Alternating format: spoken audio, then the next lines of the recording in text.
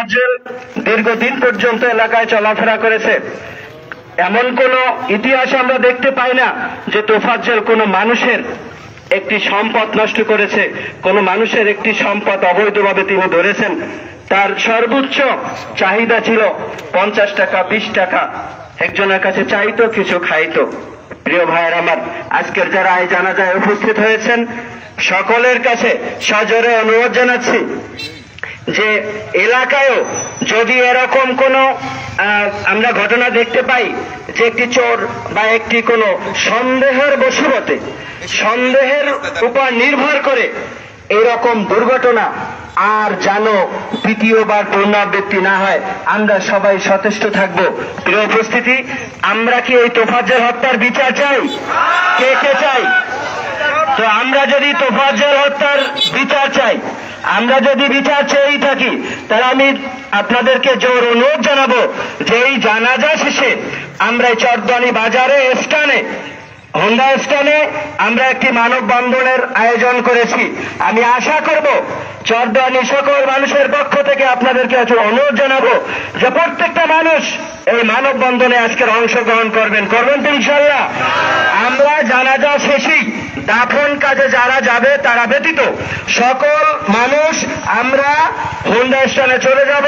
এখানে যারা আলোচনা করতে পারেন নাই আপনাদেরকে সেখানে আলোচনা করার সুযোগ দেওয়া হবে। সবাই ভালো থাকবেন, ধন্যবাদ। আসসালামু আলাইকুম ওয়া রাহমাতুল্লাহ। সবাই লাইনে যান। আলহামদুলিল্লাহ ওয়া কাফা ওয়া সালামুন আলা ইবাদিহিল্লাযিনা ইসতাফা, আম্মা বাদ। আউযু বিল্লাহি মিনাশ শাইতানির রাজীম। বিসমিল্লাহির রহমানির রহিম। কুল্লু নাফসিন যায়িকাতুল মাউত। মুহতারাম, আজকের এই বিশাল জানাজায় যারা একত্রিত হয়েছেন, আল্লাহর কাছে দোয়া করি আল্লাহ তাআলা এই জানাজাকে কবুল করেন, বলেন আমিন। কিন্তু ভাগ্যের নির্মম পরিহাস যে আমাদের তোফাজ্জল তার উপর এরকম নির্যাতন হবে, নির্যাতিত হবে। তোফাজ্জল কখনো কখনো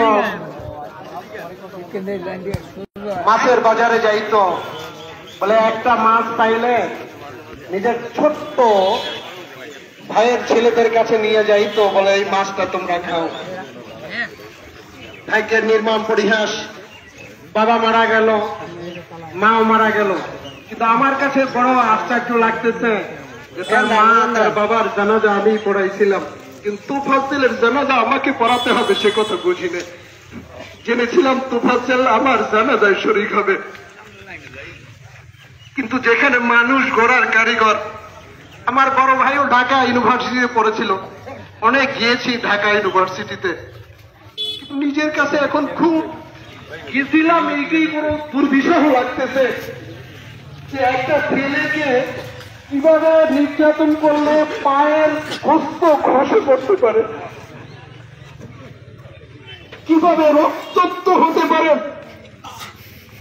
আমার মনে পড়ে যারা তোরা শিক্ষিত হয়েছে কিন্তু মানুষ হও নাই, জানুয়ারি রয়ে গেলে আমাদের সোহাগ বাদশা সাহেব বলেছেন, বলে ঢাকা ইউনিভার্সিটি থেকে তো রাজনীতি তৈরি হয়, এই যদি হয় রাজনীতির তো শেষ পরিণত আয়নাগারই হবে।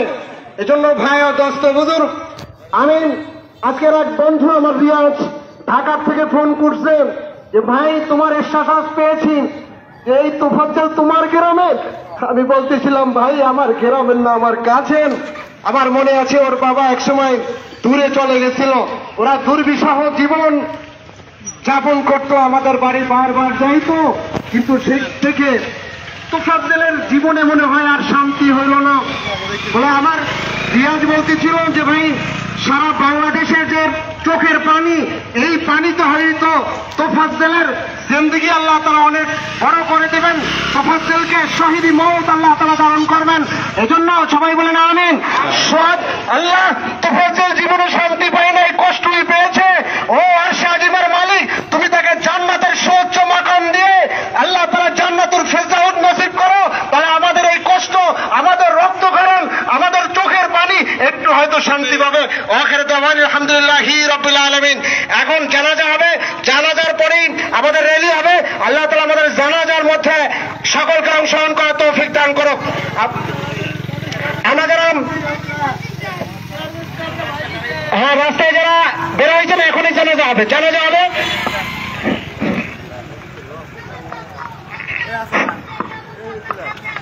ফরজে ভাইয়া জানাজার নামাজ 4 তাকবীরের সাথে আদায় করতেছি। আল্লাহু আকবার। লাইভ ভাই জানাজার পরে হবে ইনশাআল্লাহ।